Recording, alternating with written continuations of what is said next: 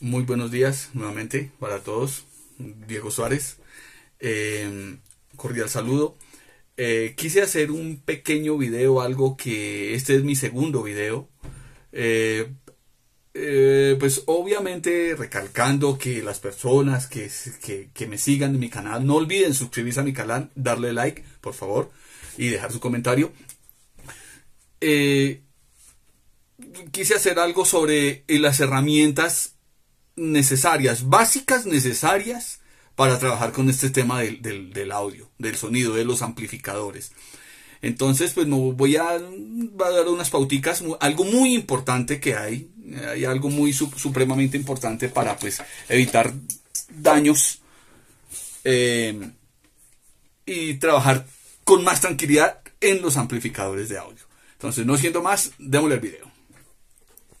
Bueno, amigos, quiero enseñarles cómo trabajo yo. Pues yo tengo acá, manejo multímetros digitales. En el caso mío me gusta mucho la serie Fluke, me fascina, son aparatos de medición. Una de las herramientas muy, pues, o sea, extremadamente necesarias es la mano derecha de un técnico en su laboratorio. Es un buen instrumento de medida. ¿Sí? En este caso uso Fluke 179 y Fluke 177. Yo uso dos multímetros Fluke. Me gustan mucho los Fluke, me parecen muy precisos. Uso otro tipo de multímetro también para medir frecuencias, que es un Aligent. Es un aparato coreano que es muy preciso y tiene una ventaja sobre los Fluke, que es recargable. Yo lo puedo recargar, lo cargo periódicamente. La carga de este aparato, dependiendo del trabajo, le puede durar un mes, 40 días, 25, dependiendo de qué tanto lo trabajé yo. Súper preciso. Como son estos multímetros acá en América, de populares, de conocidos, pues antiguamente eran americanos, 100%, ahora los hacen en China. Pero bueno, siguen siendo máquinas muy buenas. Este multímetro es coreano, 100% coreano. Es europeo, es muy popular en España, Portugal, esos países bálticos por allá. Este me lo trajo un familiar de por allá y me pareció una excelente máquina. Entonces, en las herramientas, para mí, pues obviamente un buen multímetro es súper. Una buena estación de soldadura o un buen soldador. A ver, me explico. Muchas personas, no sé, dependiendo el dinero que tengamos a disposición para nuestro laboratorio, pues yo recomendaría para trabajar con amplificadores de audio. Estos aparatos tienen internamente soldaduras de todo tipo. Me explico. Tiene soldaduras muy pequeñas, soldaduras finas, pequeñas. Lo voy a mostrar acá con esta tarjeta. Soldaduras pequeñitas, finitas, llamémoslo como este tipo. Sí, soldaduras de muy baja densidad, como tienen unas soldaduras de unas densidades que son soldaduras grandes, densas. Que si yo voy a usar un cautín, en este caso acá pues yo tengo una estación de esas estaciones chinas, esas Baku. Esas estaciones son estaciones que sirven para, me es muy versátil esta boquilla para generar calor. Pero los cautines que esto trae son unos cautines de muy bajos vatios. O sea, el batiaje de esos cautines son muy poco. Y si yo voy a trabajar con tarjetas de amplificador como las que le acabo de mostrar, o en su defecto como esta, cuando tú vas a soldar, pues la punta del cautín se enfría inmediatamente y no fundes nada. Y lo que muchas veces uno consigue con este tipo de soldadores es recalentar la placa y por consiguiente despegar la pista, ¿ve? Y pues por estética y por integridad del equipo, no es lo más posible. Mientras menos caliente uno las placas, mejor. Yo personalmente recomiendo usar un cautín pues de temperatura variable. Yo en este caso uso un cautín marca Page, uso una estación Page, que es una excelente estación, son americanas. Usan unos cautines que este tipo de cautín me puede servir, son de 50 vatios y me funciona. Lo puedo trabajar desde 250 vatios, de grados, lo puedo hasta 500, hasta 500 grados centígrados. Yo personalmente trabajo en alrededor de 350 a 400 grados de temperatura, dependiendo con el tipo de tarjeta que esté trabajando. Entonces estas estaciones PACE son excelentes. Mientras uno menos, o sea, la idea de un buen soldador es que cuando yo acerco la punta cuando yo acerco la punta, en este caso está apagado, solo les quiero dar a entender algo. Cuando yo acerco la punta al punto que voy a fundir, la fusión sea inmediata, fundo, sea para retirar componente, sea para retirar el componente, o sea que lo vaya yo a soldar en su punto, ¿sí? La soldadura también es muy importante. Yo tengo muchos conocidos que son muy pinchados en este tema del audio, que usan soldadura, dicen, no, yo no compro soldadura nacional, yo no sé qué. Yo tengo particularmente un conocido que importa la soldadura de Canadá. Es un señor de acá, Bogotá, Colombia, que es muy reconocido en este tema, y el hombre importa su soldadura. Obviamente es muy costosa. Yo uso una soldadura, son soldadura china.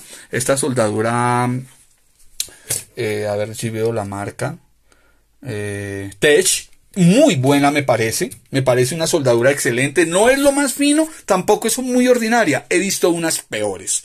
En algún momento, promociones que encontré por ahí, una libra de soldadura acá cuesta alrededor de unos 70,000 pesos, buena soldadura.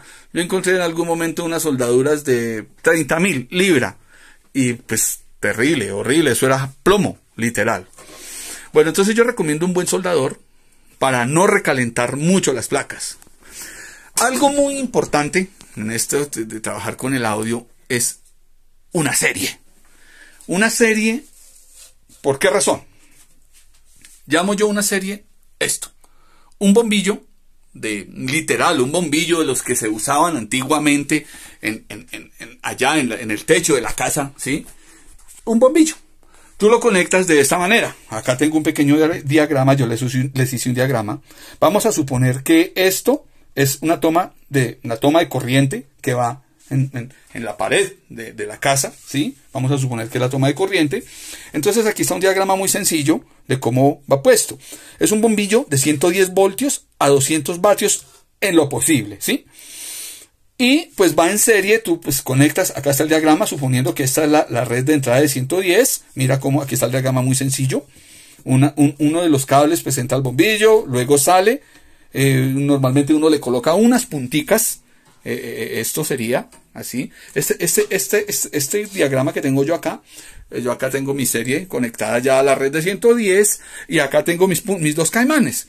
¿Con qué propósito?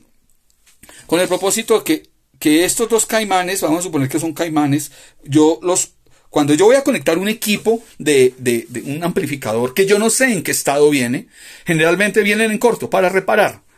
Entonces tú vas a ver internamente y el equipo tiene reventados sus fusibles. Su etapa de fusibles pues está reventada. Pues lo primero que un técnico haría en el sentido común es restaurar los fusibles quemados, volver y colocarlos, ¿no? ¿Qué ocurre? Un fusible se quema por un exceso de consumo. Ellos vienen hechos en un material X, no recuerdo el nombre en el momento, no es alambre. Es otro material. Hay de fusibles a fusibles, hay unos más finos, hay fusibles que vienen de hecho en plata. Bueno, ellos vienen diseñados para soportar X consumo en amperios, se llama un amperio, 0, ni siquiera un amperio, algo otro de un amperio, dependiendo del componente, dependiendo del circuito, su sector donde estén ubicados, algo otros de 1 amperio, 2 amperios, así sucesivamente, hasta muchos amperios dependiendo el aparato electrónico. Cuando hay un corto en el equipo, en el componente, en el sector que sea, generalmente hay etapas un fusible gobierna tal sector, otro fusible gobierna tal sector, y así sucesivamente.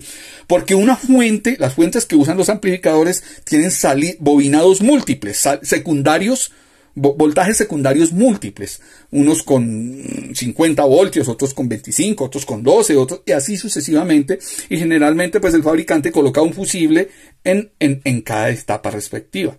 Entonces los fusibles vienen para soportar X consumo. Cuando se hace un corto en X o Y sector del equipo, la función del fusible es ser un paso de corriente sensible. Cuando el consumo excede la capacidad del fusible de dejar circular corriente, el filamento, llamémoslo, que va adentro, se revienta y queda apagado el sector, ¿sí? ¿Qué ocurre cuando un amplificador pues está en corto? Digamos que vamos a suponer que este amplificador tiene en corto su etapa de salida. Los transistores de salida, a los transistores de salida les llega el voltaje de los filtros, me explico. Esto es una fuente dual. Estos son fuentes que generan más y menos voltaje, me explico. Generan un voltaje promedio de entre alrededor de 40 a 90 voltios dependiendo del amplificador. O sea, tenemos un voltaje. A ver, yo trato de hacer un pequeño diagrama. Ay, es que hacer un video con una sola mano es bastante complicado. Entonces, vamos a suponer que los equipos internamente en la etapa de filtrado sería así. Vamos a suponer que son los filtros. Hay el filtro va así, más acá, menos aquí, y este más va en serie con este menos, ¿sí? Van junticos. Entonces sería así, vamos a suponer que aquí van más 50 y aquí van menos 50. Este voltaje llega directo. En la gran mayoría de amplificadores de este tipo de amplificadores de los que vamos a tratar, hay de todo tipo de sistemas de amplificación. Me refiero a los transistores de salida. Algunos llevan transistores de este encapsulado, algo otros llevan de este encapsulado, algo otros llevan de este encapsulado y algo otros de este encapsulado. Ya haremos un video respecto a qué tipo de transistores son, qué voltajes y amperajes, qué maneja cada uno. En todo caso, un transistor de estos ya sabemos que llevan base, colector y emisor, ¿cierto? Entonces, este voltaje que va acá, más 50 y menos 50, siempre, en este tipo de amplificadores que se llaman amplificadores de emisor común, el voltaje de más B, sea el más y el menos, siempre va aplicado al colector del transistor. En este caso es la caja, en este caso de estos transistores es aquí al centro. La pata central es el colector. ¿Qué ocurre?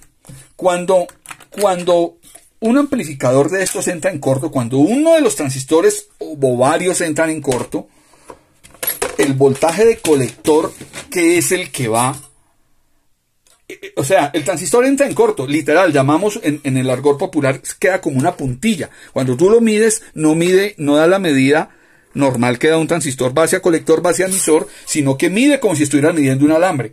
Entonces, ¿qué ocurre? El voltaje de colector más B o menos B se queda cortocircuitado con chasis, ¿sí? O muchas veces ni siquiera con chasis, queda cortocircuitado. Les voy a mostrar. Muchas veces el voltaje queda cortocircuitado con los transistores impulsadores, que son los que están allá. Entonces, bueno, es una serie, es una secuencia, una escala, una serie, sí, una cadena de sucesos que el cual genera cuando hay un corto en el equipo, por ende se revienta el fusible, ¿sí? ¿Para qué hacemos esta serie? Si a mí me traen un equipo de audio convencional y tiene los fusibles reventados, pues yo lo que hago es restablecerlos y pues normalmente pues darle power y mirar a ver qué fue lo que ocurrió. ¿Qué pasa? Si yo conecto el equipo directamente a la red eléctrica, si conecto este enchufe directo a la red eléctrica, pues inmediatamente lo encienda, ¡pum! Aparte de que el fusible se va a volver a reventar, corre un gran riesgo de que me haga más daños de los que ya tiene el equipo, porque vuelvo y lo energizo, y como hay un corto en la máquina, muchas veces se queman resistencias, queman más transistores. Esto lleva una serie de resistencias que son muy sensibles y son resistencias especiales de precisión, que no son muy comerciales, son difíciles de conseguir las medidas que llevan. Entonces me enredo. ¿A qué voy? ¿Cuál es el motivo de la serie? El motivo de la serie es que si mi receiver está en corto, bueno, yo le coloco los fusibles nuevamente, y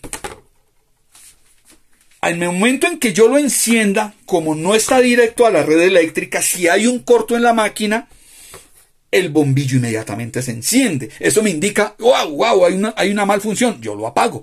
Entonces, normalmente un bombillo de esos, cuando yo lo voy a encender, aguárdeme un segundo el video, aguárdeme, cojo el cable de esto y les hago una pequeña demostración de qué ocurre en un... Voy a conectar, me excusan nuevamente, pido excusas, recuerden que es que soy nuevo en este tema y trabajar con una sola mano es complicado. Yo conecto acá las dos pinzas, los dos caimanes. En este caso los conecto acá a la toma de este amplificador. Miren el bombillo, en el momento en que yo lo voy a encender, el amplificador está apagado, tengo volúmenes cerrados, está apagado. Cuando yo lo encienda, escuchen miren lo que va a ocurrir. El bombillo se prende e inmediatamente se apaga. Ustedes escucharon, ¿cierto? Se escucha el relevo del aparato entrar a trabajar. Y ahí nuestro amplificador está prendido. Está encendido. Cuando hay una malfunción en la etapa de salida o en cualquier sector de potencia del equipo, el bombillo queda así. Voy a hacer un corto acá. Así, el bombillo inmediatamente se prende. Me indica que hay un exceso de consumo y que hay un corto en la máquina, ¿sí? Entonces, esta serie ayuda. Eso es una herramienta súper necesaria para trabajar con equipos, con este tipo de aparatos. Es una herramienta que se necesita en cualquier laboratorio, en cualquier taller. Es súper... Es tanto como el multímetro. Cuando desconocemos el estado de una máquina de estas, no se debe conectar directo a la red eléctrica, ¿ok? Obviamente, aparte de una serie de desarmadores y tener el kit completo de medidas de destornilladores, pues es muy importante. Todo es un conjunto de cosas. El buen soldador, un buen instrumentos de medida, y esta serie que yo les digo es algo que no debe faltar, en ningún laboratorio, ¿ok? Entonces espero que esto les sirva de algo, estas recomendaciones les sirva de algo para futuros casos de diagnóstico. Recuerden, ante todo, suscribirse a mi canal, darle like y dejar su comentario. Muchas gracias y quedamos pendientes para otro video.